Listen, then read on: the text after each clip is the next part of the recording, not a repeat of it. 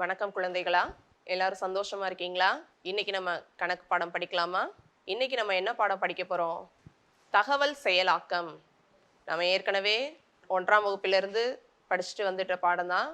இப்போ அதிலிருந்து கொஞ்சம் அடுத்தபடி, சரிங்களா? 3ஆம் வகுப்புல ஏற்கனவே நம்ம படிச்சிருக்கோம். கொடுத்துருக்க தகவல்களுக்கு வரைபடம் வரைகிறது நம்ம படிச்சிருக்கோம் இல்லையா? இப்போ 10 பொம்மைனா பொம்மையோட முகங்கள் ஒரு 10 வரைகிற மாதிரி, இல்லை ஒரு பொம்மைக்கு ஒரு பொம்மை முகத்துக்கு 2 பொம்மை அந்த மாதிரி கணக்கு பண்ணி வரைகிற மாதிரி வரைஞ்சிருக்கோம் இல்லையா? அதே மாதிரி இப்போ அதோடைய அடுத்த படி. இப்போ நம்ம என்ன படிக்க போறோம் அப்படின்னா, சேகரிக்கப்பட்ட தகவல்களை அட்டவணைப்படுத்துதல். ஃபர்ஸ்ட் அட்டவணைப்படுத்தி அதுக்கு பட்டை வரைபடம் வரைய போறோம். பட்டை வரைபடம் வரைஞ்சு அதுல இருந்து கேட்கப்படுற வினாக்களுக்கு பதிலளிக்கணும். அதை புரிஞ்சுக்க போறோம். இதுல என்னென்ன திறன்கள்? செவ்வக விளக்கப்படம், வட்ட விளக்கப்படம். சேகரிக்கப்பட்ட அல்லது கொடுக்கப்பட்ட விவரங்களை கொண்டு செவ்வக விளக்கப்படம் எப்படி வரைகிறது, அடுத்தது அதே தகவல்களை கொண்டு வட்ட விளக்கப்படம் எவ்வாறு வரைவது அப்படிங்கிறத இன்னைக்கு நம்ம பார்க்க போறோம். இதுக்குள்ள வர நுண் திறன்கள் என்னென்ன அப்படின்னா, முதல்ல கொடுக்கப்பட்ட தகவல்களை வகைப்படுத்துதல். அவங்க தகவல்களா தனித்தனியா கொடுத்துட்டாங்கன்னா பிரச்சனை இல்லை. இல்லையா, நம்மளா அந்த கொடுக்கப்பட்ட மொத்தமான தகவல்களை நம்ம ஃபர்ஸ்ட் என்ன பண்ணணும்னா தனித்தனியா வகைப்படுத்தணும். வகைப்படுத்தின தகவல்களுக்கு ஏற்ற மாதிரி நம்ம வரைபடம் வரையணும். வரைஞ்ச வரைபடத்துல அந்த தகவல்களை குறிக்கணும். திரும்ப அந்த விளக்கப்படம் மூலமா அந்த தகவல்களை நம்மளே விளக்கவும் செய்யணும். சரிங்களா? அதுதான் இதோடைய நுண்திறன்கள். நல்லா பாருங்க, மிஸ் உங்களுக்கு எத்தனை லெட்டர்? 9 எழுத்துக்கள் நான் கொடுத்துருக்கேன். A D G E M O L R T. இந்த 9 எழுத்துக்களை வச்சு 4 எழுத்து வார்த்தைகள் உருவாக்கணும். அந்த 4 எழுத்து வார்த்தைகளுமே ஈ அப்படிங்கிற அந்த எழுத்துல தான் முடியணும். சீக்கிரம் எழுதுங்க பார்ப்போம். எழுதியாச்சா? சரி, இப்போ மிஸ் கொஞ்சம் எழுதியிருக்கேன் இதுல. அதுவும் நீங்க எழுதியிருக்கதும் கரெக்டான்னு பார்க்கலாமா? பாருங்க, எல்லாமே ஈ அப்படிங்கிற எழுத்துல முடிஞ்சிருக்கா? DATE date, LATE late, GATE gate, RATE rate, MATE mate, DARE dare, MALE male, TALE tale, MOLE mole, ROLE role, MODE mode, MADE made. நம்ம அடுத்த பாடத்துக்குள்ள போலாமா? ஒரு பாப்பா, உங்களோட ஃப்ரெண்டு கீதா, சரிங்களா? அந்த பொண்ணு என்ன பண்ணிட்டு இருக்கா, அவளுடைய எழுது பொருட்கள், ஸ்டேஷனரி ஐட்டம்ஸ் இருக்கு இல்லையா, பென்சில், பேனா, எரேசர், ஷார்ப்னர், இது எல்லாத்தையுமே மொத்தமாக போட்டு வச்சிருக்காங்க. அது எல்லாத்தையுமே எத்தனை இருக்கு என்கிட்ட, ஸ்கூல் திறந்தா நம்ம எடுத்துட்டு போகணும்ல, டெய்லி ஒவ்வொன்றும் எடுத்துட்டு போகணும் இல்லையா, அதுக்காக மொத்தம் எத்தனை இருக்குன்னு கவுண்ட் பண்ணி வச்சுக்கலாம் அப்படின்றதுக்காக பிரிச்சுக்கிட்டு இருக்காங்க. நம்மளும் ஹெல்ப் பண்ணுவோமா? என்னென்ன இருக்கு? அதுல பென்சில் இருக்கு, அழிப்பான்கள், கூராக்கி கருவிகள். கூராக்கி கருவிகள்னா நம்ம பென்சில் ஷார்ப்னஸ் இருக்கு இல்லையா, அந்த ஷார்ப்னர், நோட்டு புத்தகங்கள், வண்ண பென்சில்கள், கலர் பென்சில் வச்சிருப்போம்ல, வண்ண பென்சில்கள். சரி, இதெல்லாமே அவங்க இந்த 5 தான் அவங்க என்ன பண்ண போறாங்கன்னா பட்டியலிட போறாங்க. எத்தனை பென்சில் இருக்கு? 4 பென்சில்கள். அழிப்பான்கள் எத்தனை இருக்கு? 3. கூராக்கி கருவிகள் அதாவது பென்சில் ஷார்ப்னஸ் 2. நோட்டு புத்தகங்கள் 10. வண்ண பென்சில்கள், கலர் பண்ணுவோம் இல்லையா, நம்ம கலர் பென்சில்ஸ் வச்சிருக்காங்க இல்லையா, கலர் பென்சில்ஸ் 24. சரியா? இப்போ இது எல்லாத்தையுமே நம்ம என்ன பண்ணிட்டோம், ஒரு பட்டியலா ரெடி பண்ணிட்டோம். கும்மலா கடந்ததை தனித்தனியா பிரிச்சு அது எத்தனை இருக்கு அப்படிங்கிறத நம்ம ஒரு பட்டியலா எழுதியாச்சு. இப்படி பட்டியலா எழுதுனதை தான் அடுத்து ஒரு வரைபடமா வரைஞ்சிருக்காங்க. அந்த வரைபடத்தை பார்ப்போமா? எழுது பொருட்களின் எண்ணிக்கை. அவங்க எழுது பொருளை தானே பிரிச்சாங்க. ஸோ அதோட தலைப்பு என்ன கொடுத்துருக்காங்க? எழுது பொருட்களின் எண்ணிக்கை. என்னென்ன அவங்க வகைப்படுத்தினாங்க? அதுல இருக்கிறத பிரிச்சிருந்தாங்க இல்லையா, பென்சில்கள், அழிப்பான்கள், கூராக்கி கருவிகள், நோட்டு புத்தகங்கள், வண்ண பென்சில்கள். இந்த பட்டியல்ல என்ன ஆர்டர்ல, என்ன வரிசையில இருக்கோ அதே வரிசையில தான் நம்ம வரைபடத்திலையும் எழுதணும். சரிங்களா? இந்த பக்கம் எண்ணிக்கை கொடுத்துருக்காங்கல்ல, 4, 3, 2, 10, 24 அப்படிங்கிறத தான் அவங்க இந்த சைட்ல இடது பக்கத்துல 0, 5, 10, 15, 20, 25, 30 அப்படின்னு அவங்க ஒரு எண்ணிக்கை கொடுத்து அதுக்கேற்ற மாதிரி இதுல படம் வரைஞ்சிருக்காங்க. இப்போ உங்ககிட்ட நிறைய பழங்கள் இருக்கு. நிறைய பழங்கள் இருக்கா? இப்போ இந்த பழங்களை நம்ம முதல்ல என்ன பண்ணணும்? வகைப்படுத்தணும். என்னென்ன பழங்கள் இருக்குது அப்படிங்கிறத தனித்தனியாக பிரித்து நம்ம வகைப்படுத்த போகிறோம். இதுக்குள்ளே இருக்க பழங்களெல்லாம் நம்ம வகைப்படுத்தலாமா? ஃபர்ஸ்ட் பழங்களின் பெயர்கள், என்னென்ன பழங்கள் அதில் இருந்தது அப்படின்றத மிஸ் எழுதியிருக்கேன் பாருங்க. ஆப்பிள், ஆப்பிள் இருந்ததா? மாம்பழம், திராட்சை, கொய்யா, அன்னாசி, இந்த பழங்களை மட்டும் இப்போ அதுல இருந்து நம்ம எடுத்திருக்கோம். அது ஒவ்வொரு பழங்களும் எத்தனை எண்ணிக்கையில் எத்தனை இருக்குது அப்படிங்கிறதையும் நம்ம சைடில் எழுதிட்டோம். பழங்களின் பெயர்கள், எண்ணிக்கை. ஒரு தகவலை நம்ம பட்டியலாக போடணும் அப்படின்னா ஏதாவது தலைப்பு வேணும். அந்த தலைப்புக்கு கீழே இந்த பக்கம் பழங்களோட பெயர்கள் இருக்கணும். அது எத்தனை எத்தனை அப்படிங்கிற எண்ணிக்கை இந்த பக்கம் நம்ம கொடுக்கணும். சரிங்களா? ஆப்பிள், ஆப்பிள் எத்தனை பழங்கள் இருந்தது? 10. மாம்பழம் 15, திராட்சை 30, கொய்யா 25, அன்னாசி 5.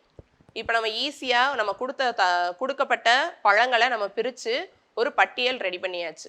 பட்டியல் ரெடி பண்ணிட்டோம் அப்படின்னா அதுக்கு அடுத்த கட்ட நடவடிக்கை என்ன பண்ணணும் அப்படின்னா படம் வரைகிறது தான். செவ்வக விளக்கப்படம் நம்ம வரைய போகிறோம். வரையலாமா? ஒரு படம் செவ்வக விளக்கப்படம் வரையணும்னா கையில் பென்சில், ஸ்கேல் எல்லாத்தையும் ரெடியாக எடுத்து வச்சுக்கோங்க. ஃபஸ்ட்டு ஸ்டார்ட் பண்ணலாம். நம்மக்கிட்ட பட்டியல் இருக்குது. இந்த பட்டியலை வச்சு தான் நம்ம வந்து என்ன பண்ண போகிறோம்? படம் வரைய போகிறோம். முதல்ல எக்ஸ் ஆக்சிஸ், ஒய் ஆக்சிஸ்ன்னு சொல்லுவாங்க. நமக்கு இப்போதைக்கு அது வந்து இன்னும் கொஞ்சம் அடுத்த கிளாஸ் போகும்போது நீங்கள் படிச்சுக்கிருவீங்க. இப்போ வந்து ஒரு நேர்கோடு ஒன்று வரைகிறோம். அடுத்து கீழே ஒரு படுக்கை கோடு. சரிங்களா? 2 கோடு மட்டும் ஃபஸ்ட்டு வரைஞ்சிக்கணும். இதில் கீழே பழங்களின் பெயர்களை எழுதினாலும் சரிதான், இல்லை நம்ம இந்த பக்கம் இடது பக்கமாக பழங்களின் பெயர்கள் எழுதினாலும் சரிதான். இப்போ ஃபஸ்ட்டு நம்ம என்ன பண்ண போகிறோம் அப்படின்னா இடது பக்கமாக பழங்களின் பெயர்களை எழுத போகிறோம். நம்ம பட்டியலில் என்ன வரிசையில் எழுதியிருக்கோமோ அதே வரிசையில் கீழே இருந்து மேலே தான் வந்து நம்ம பேரை எழுதணும். இந்த பக்கம் ஏன் 10, 20, 30, 40ன்னு குறிச்சிருக்கோம்? ஏன்னா நம்ம பட்டியல் பாருங்க, ஆனால் 0லேருந்து ஸ்டார்ட் பண்ணணும். எப்போவுமே எக்ஸ் ஆக்சிஸும் ஒய் ஆக்சிஸும் சந்திக்கிற அந்த இடம் வந்து கண்டிப்பாக 0வாக தான் இருக்கும். ஸோ 0லேருந்து தான் நம்ம 0லேருந்து தான் நம்ம வரிசையாக ஸ்டார்ட் பண்ணி கொண்டு போகணும். அதனால தான் நம்ம என்ன பண்ணணும், இந்த பக்கம் இடது பக்கமாக வந்து பழங்களின் பெயர்கள் எல்லாத்தையும் எழுதிட்டோம். நம்ம என்னென்ன பழங்கள் வகைப்படுத்தினோமோ அது பேர் எழுதியாச்சு. கீழே 0, 10, 20, 30, 40 நம்ம பழங்களோட எண்ணிக்கைக்கு ஏற்ற மாதிரி கீழே வந்து எண்களை நம்ம குறிச்சுக்கணும். சரிங்களா? குறிச்சாச்சு. இந்த பக்கம் பழங்களின் பெயர்கள், கீழே வந்து பழங்களின் எண்ணிக்கை. இந்த வரைபடத்தில் நம்ம குறிக்க போகிறது என்ன அப்படின்னா பழங்களோட எண்ணிக்கையை தான் ஃபஸ்ட்டு குறிக்க போகிறோம். அதனால கீழே இருக்க எண்கள் வந்து கண்டிப்பாக முக்கியம். இப்போ நம்ம 0க்கு அடுத்து 10 தான் போடணுமா மிஸ்? 5 போடலாமா? தாராளமாக போடலாம்.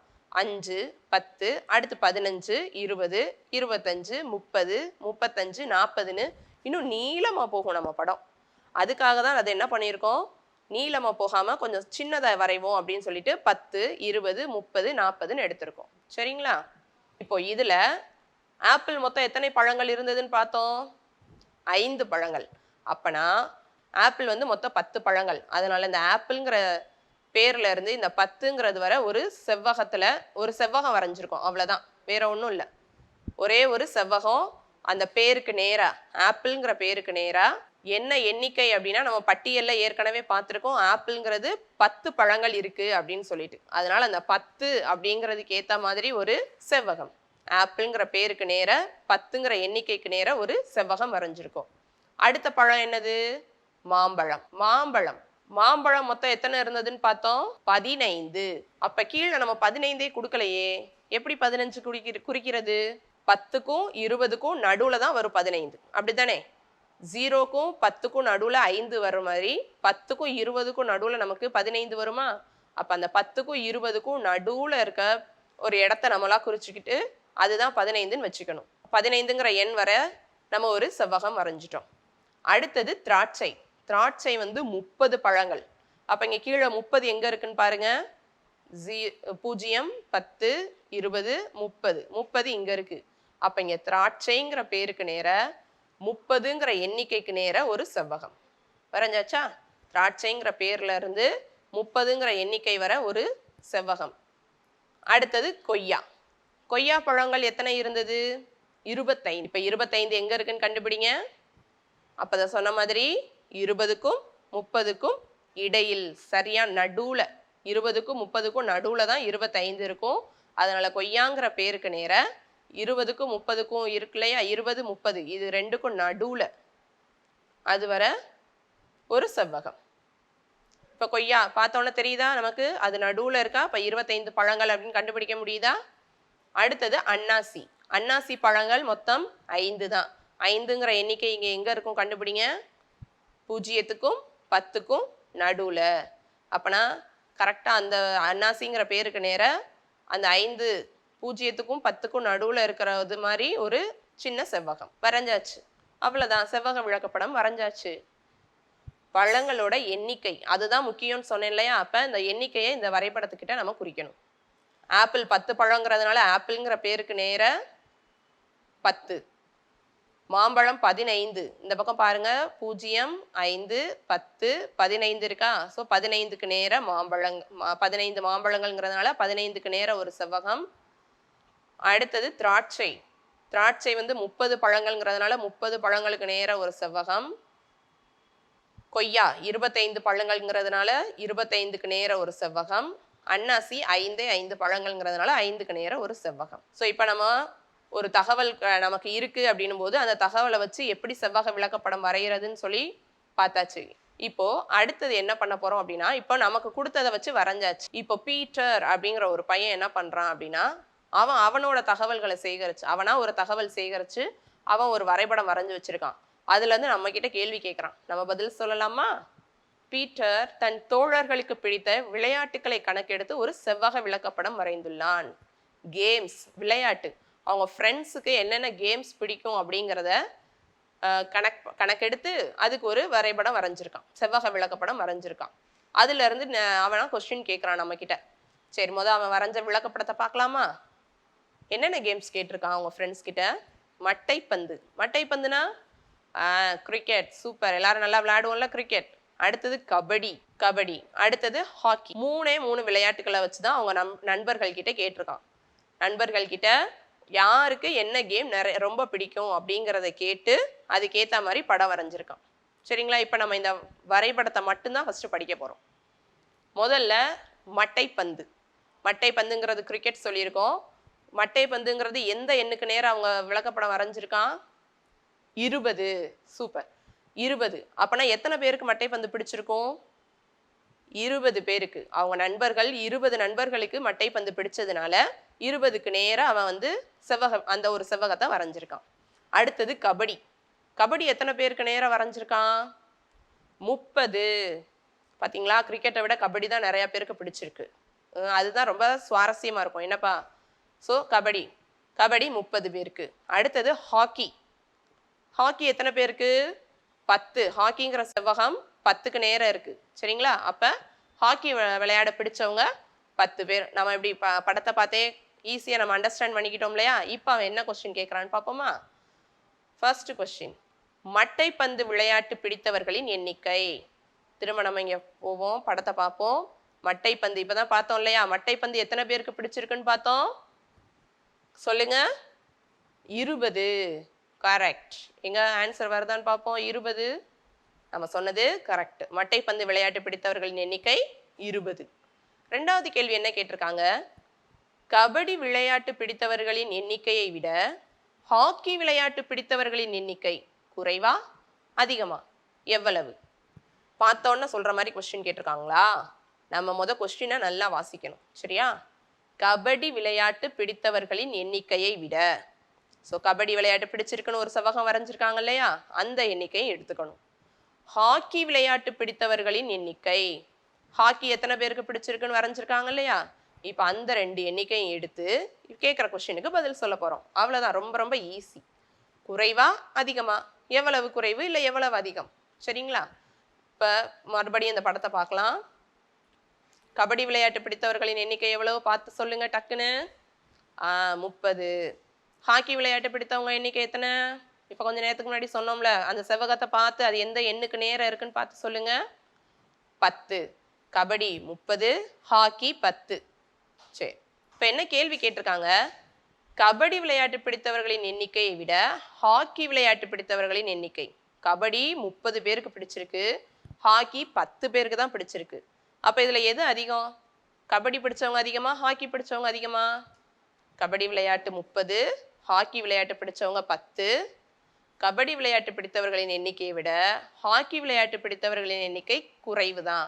ஏன்னா கபடி தான் இங்கே அதிகம் பேருக்கு பிடிச்சிருக்கு. கபடி 30 பேருக்கு பிடிச்சிருக்கு, ஹாக்கி 10 பேருக்கு தான் பிடிச்சிருக்கு. அப்போ ஹாக்கி கம்மியாக தான் பிடிச்சிருக்கு. சரிங்களா? அவங்க ஃப்ரெண்ட்ஸுக்கு எவ்வளவுன்னு கேட்டிருக்காங்கல்ல. இப்போ குறைவுன்னு ஒரு கொஸ்டினுக்கு பதில் எழுதிட்டோம். எவ்வளவுன்னு கேட்டிருக்காங்க. அப்போ என்ன பண்ணணும்?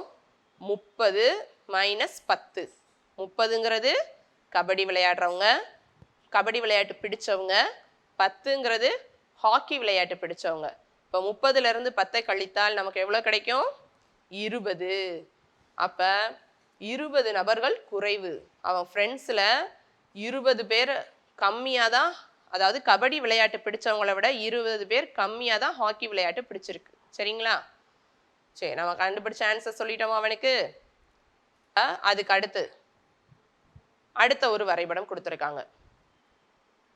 ராம் தனது நண்பர்கள் வைத்திருக்க விரும்பும் செல்ல பிராணிகளை வகைப்படுத்தி கீழ்காணும் வரைபடத்தை வரைந்துள்ளான். செல்ல பிராணினா என்னது? பெட்ஸ். வீட்டில் எல்லாரும் பெட்ஸ் வளர்ப்போம்ல. யார் யார் வீட்டில் பெட்ஸ் வளர்க்குறீங்க? உங்கள் வீட்டில் நாய் இருக்கும், பூனை இருக்கும், சிலர் மீன் வளர்ப்பீங்க, கிளி இருக்கும். கிளியெல்லாம் கூண்டில் போட்டு வளர்ப்போம் இல்லையா? அந்த மாதிரி செல்ல பிராணிகள். இப்போ ராம்ங்கிற பையன் அவனோட ஃப்ரெண்ட்ஸுக்கெல்லாம் என்னென்ன செல்ல பிராணி பிடிக்கும் அப்படின்னு சொல்லி கேட்டு கணக்கெடுத்து ஒரு வரைபடம் வரைஞ்சி வச்சிருக்கான். இப்போ இதுலேருந்து நம்ம கிட்ட கொஸ்டின் கேட்க போகிறான். நம்ம தான் ஏற்கனவே பீட்டர் கேட்ட கொஸ்டினுக்குலாம் கரெக்டாக பதில் சொல்லிட்டோம் இல்லையா? இப்போ ராம் கேட்குற கொஸ்டினுக்கு கரெக்டாக பதில் சொல்லுவோமா? என்னென்ன செல்ல பிராணிகளை பற்றி கேட்டிருக்காங்க, அவங்க ஃப்ரெண்ட்ஸுக்கு என்னென்ன செல்ல பிராணிகள்லாம் பிடிச்சிருக்குன்னு கீழே எழுதியிருக்காங்கன்னு பாருங்க. முதல்ல என்ன எழுதியிருக்காங்க? நாய். அடுத்தது பூனை. அடுத்தது கிளி. 4வது மீன். 5 முயல். 6வது புறா. அப்போ ஒரு 6 செல்லப்பிராணிகள் லிஸ்ட் கொடுத்து இது யார் யாருக்கு பிடிச்சிருக்கு அப்படிங்கிறத வச்சு தான் ராம் கேட்டு இந்த படத்தை வரைஞ்சிருக்கான். சரிங்களா? இப்போ பாருங்க, செவ்வகத்துக்கு நேராக இருக்க அந்த எண் தான் அந்த எண்ணிக்கைன்னு ஏற்கனவே சொல்லியிருக்கோம் இல்லையா? இப்போ நாய் அப்படிங்கிற செல்லப்பிராணிக்கு மேலே இருக்க செவ்வகத்தை பாருங்க. அந்த செவ்வகத்தில் என்ன எண் கொடுத்துருக்காங்க? நண்பர்களோட எண்ணிக்கை எவ்வளோ கொடுத்துருக்காங்க? நல்லா பார்த்து சொல்லுங்க. 12. நாய். அப்போ நாய் வச்சிருக்க பிடிச்சவங்களோட எண்ணிக்கை எவ்வளோனா 12. அடுத்து பூனை. பூனை பூனை பூனைன்ற செவ்வகத்துக்கு நேர என்ன எண் கொடுத்துருக்காங்க? 8. அப்போ பூனை எத்தனை பேருக்கு பிடிச்சிருக்கு? 8 பேருக்கு. அடுத்து கிளி. கிளி. கிளி எத்தனை பேருக்கு பிடிச்சிருக்கு? 10. கிளி உங்களுக்கெல்லாம் பிடிக்கும்ல?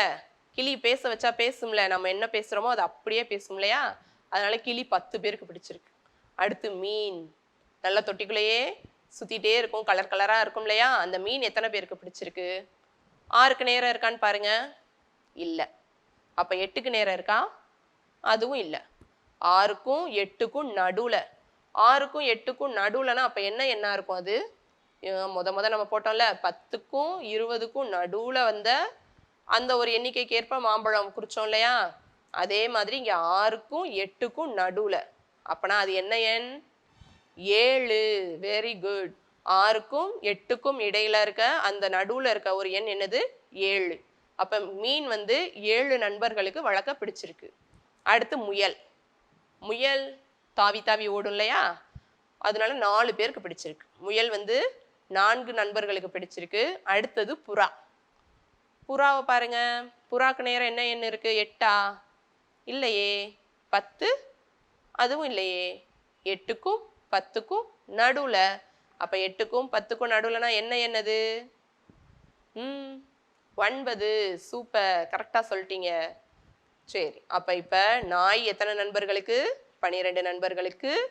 பூனை 8 நண்பர்களுக்கு. கிளி 10 நண்பர்களுக்கு. மீன் 6க்கும் 8க்கும் நடுவில்னா 7 நண்பர்களுக்கு. முயல் 4 நண்பர்களுக்கு.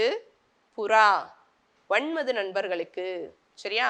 ஸோ இதெல்லாமே எண்ணிக்கை அவனா கனெக்ட் பண்ணி என்ன பண்ணிட்டான்? படம் வரைஞ்சிட்டான். இப்போ கேட்குற கொஸ்டினுக்கு கடகடன்னு பதில் சொல்லலாமா? சரி, முதல் கேள்வி என்ன? ராமின் நண்பர்கள் மொத்தம் எத்தனை பேர்? என்னடா இதில் ராம் நண்பர்கள் எத்தனை பேர்னே கொடுக்கல, இவன் எப்படி கேட்டிருக்கான்? கண்டுபிடிச்சிடலாமா? கண்டுபிடிச்சிடலாமே. மொத்தம் இத்தனை பேர்கிட்ட தானே அவன் கேட்டிருக்கான்னு சொன்னோம் இல்லையா? அப்ப நாய்க்கு நாய் எத்தனை பேர் சொல்லியிருந்தாங்க? 12 பேர் சொல்லியிருந்தாங்க. பூனை 8 பேர், கிளி 10 பேர். ஸோ இதெல்லாம் நம்ம கரெக்டா வரிசையா எழுதி எல்லாத்தையும் என்ன பண்ணிட வேண்டியதான்? மொத்தம்னு கேட்டாலே என்ன பண்ணணும்னு ஏற்கனவே படிச்சிருக்கோம். கூட்டணும். மொத்தம்னு கேட்டா கூட்டணும். அப்ப இதுக்குரிய பதில் என்ன? ராமோட நண்பர்கள் மொத்தம் எத்தனை பேர்? எல்லாத்தையும் எழுதி நம்ம கூட்டினா மொத்தம் எத்தனை பேர் வராங்க? 50 பேர். அப்ப ராம் எத்தனை பேர்கிட்ட கணக்கு எடுத்திருக்கான்? 50 பேரிடம் கணக்கு எடுத்திருக்கான். சரிங்களா? அடுத்து நாயை விரும்புபவர்களின் எண்ணிக்கை. அதாவது நாய் தான் எனக்கு பிடிச்சிருக்கு அப்படின்னு சொல்லி கொஞ்சம் பேர் சொல்லியிருந்தாங்க இல்லையா? வேறு எந்த இரு பிராணிகளை விரும்புபவர்களின் எண்ணிக்கையின் கூடுதலுக்கு சமமாக உள்ளது? நாயை எத்தனை பேர் பிடிச்சிருக்குன்னு சொன்னாங்க? நாய் எத்தனை பேருக்கு பிடிச்சிருக்கு? 12 பேருக்கு. அவங்க என்ன கொஸ்டின் கேட்டிருக்காங்கன்னா, நாய் பிடிச்சவங்க 12 பேர்னா வேற எந்த 2 பிராணிகள் பிடிச்சவங்களோட கூடுதல் அதே எண் வரும் அப்படின்னு சொல்லி கேட்டிருக்காங்க. அப்பனா இந்த பக்கம் மீதி இருக்கு இல்லையா? இதுல எந்த 2 பிராணிகள் பிடிச்சவங்க எண்ணிக்கையை கூட்டினா நமக்கு என்ன நம்பர் வரணும்? 12 வரணும். ஏன்னா நாய் 12 பேர் தானே பிடிச்சிருக்குன்னு சொல்லியிருக்காங்க. அந்த 12 வரணும். அப்ப இங்க இந்த பக்கம் இருக்க எந்த 2 பிராணிகளை கூட்டினா, எந்த 2 பிராணிகள் பிடித்த நண்பர்களோட எண்ணிக்கையை கூட்டினா 12 வரும்? பார்க்கலாமா? ஃபர்ஸ்ட் பூனையை பாருங்க. பூனை எத்தனை பேருக்கு? 8 பேருக்கு. கிளி 10 பேருக்கு. 10ஐயும் 8ஐயும் கூட்டினா எவ்வளோ வரும்? 18. நாய் பிடிச்சிருக்குன்னு சொன்னவங்க 12 பேர் தான். அவங்க கேட்ட கொஸ்டின் நாய் பிடிச்சவங்க எண்ணிக்கைக்கு சமமாக தானே கேட்டிருக்காங்க. அப்பனா பூனையும் கிளியையும் கூட்டினா நமக்கு 18 நிறைய போயிருது. அப்ப அதை கூட்ட முடியாது. அடுத்த மீன் எத்தனை பேருக்கு இருக்குன்னு பாருங்க. 7 பேருக்கு சொல்லியிருந்தோம். 6க்கும் 8க்கும் நடுவில் இருக்கு இல்லையா? அப்போ மீன் 7 பேருக்கு. முயல் எத்தனை பேருக்கு? 4 பேருக்கு. இப்போ இந்த 7ஐயும் 4ஐயும் கூட்டி பாருங்க.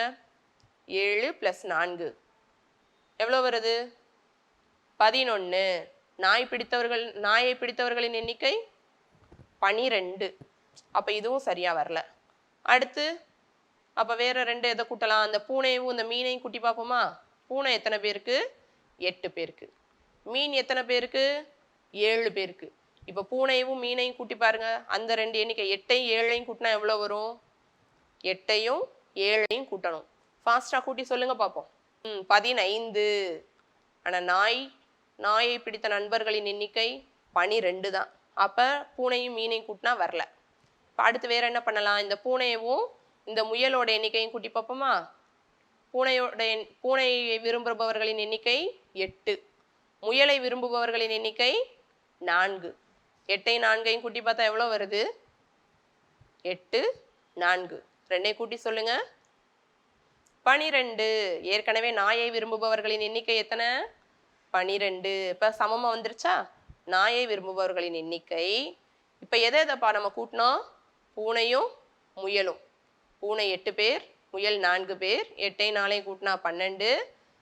அதே நாயை விரும்புபவர்களின் எண்ணிக்கையும் 12. இப்போ சமமாக வந்துருச்சு இல்லையா? ஸோ இப்போ 2வது கேள்விக்கு என்ன பதில்? நாயை விரும்புபவர்களின் எண்ணிக்கை 12. ஞாபகத்தில் வச்சுக்கோங்க. வேறு எந்த இரு பிராணிகளை விரும்புபவர்களின் எண்ணிக்கையின் கூடுதலுக்கு சமம்? எந்த 2 பிராணியை கூட்டும்போது நமக்கு 12 வந்தது? எண்ணிக்கை பூனையும் முயலும்.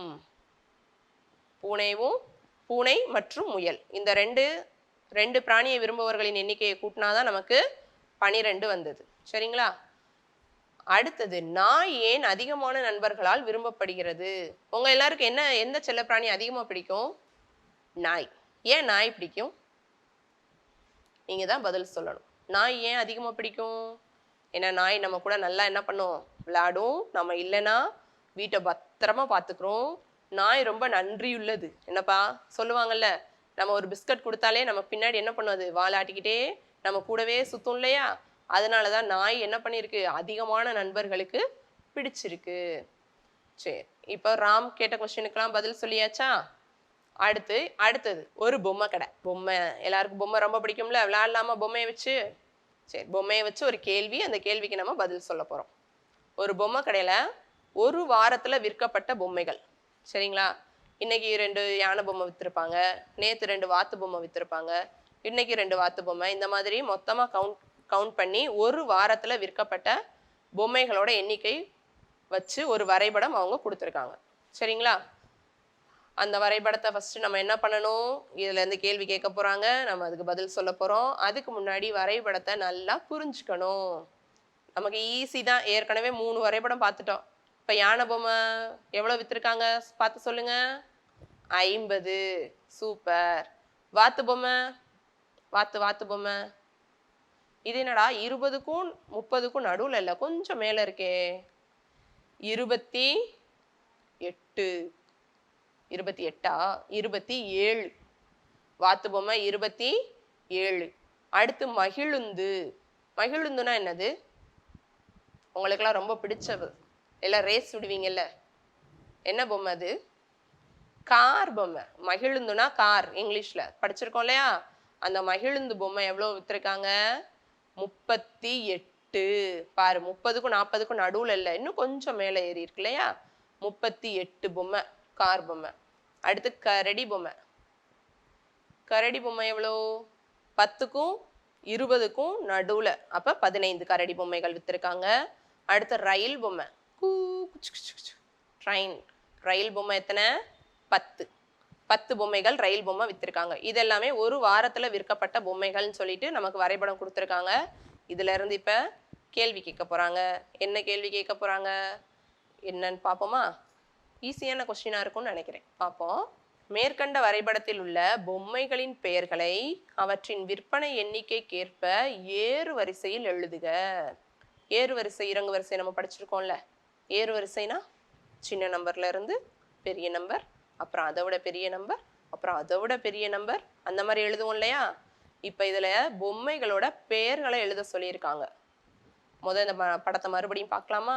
முதல்ல சின்னது. ஏறு வரிசைனா முதல்ல எழுதுறது சின்னது தான் எழுதுவோம். முதல்ல எது ரொம்ப ரொம்ப குறைவாக விற்கப்பட்ட பொம்மை எது? ரயில் பொம்மை. ஓகே, அதை ஃபஸ்ட்டு நோட் பண்ணி வச்சுக்கணும். சரியா? எது குறைவாக இருக்கோ அது முதல்ல ரயில் பொம்மை. அதுக்கு அடுத்து அதை விட கொஞ்சம் அதிகம் ரயில் பொம்மை 10. அடுத்து அதை விட கொஞ்சம் அதிகம் எது இதில்? எவ்வளோ? கரடி பொம்மை. கரடி பொம்மை எவ்வளோ சொன்னோம்? 15 சொன்னோமா? அப்போ முதல்ல ரயில் பொம்மை, அடுத்தது கரடி பொம்மை. அடுத்து அதை விட இன்னும் கொஞ்சம் அதிகமானது எதுன்னு பாருங்க, வாத்து பொம்மை எழுதணும். அடுத்தது மகிழுந்து, கடைசியா யானை பொம்மை. எங்க விடை பாருங்க. நீங்க எழுதுனது இதுல இருக்கிறது கரெக்டான்னு பாருங்க. Yes, correct. நம்ம சரியான விடை எழுதிட்டோம். எல்லாருக்கும் வாழ்த்துக்கள். மற்றவங்க வரைஞ்ச படத்துல இருந்து அவங்க கேட்ட கேள்விக்கெல்லாம் நம்ம பதில் சொன்னோம். நன்றி மாணவர்களே.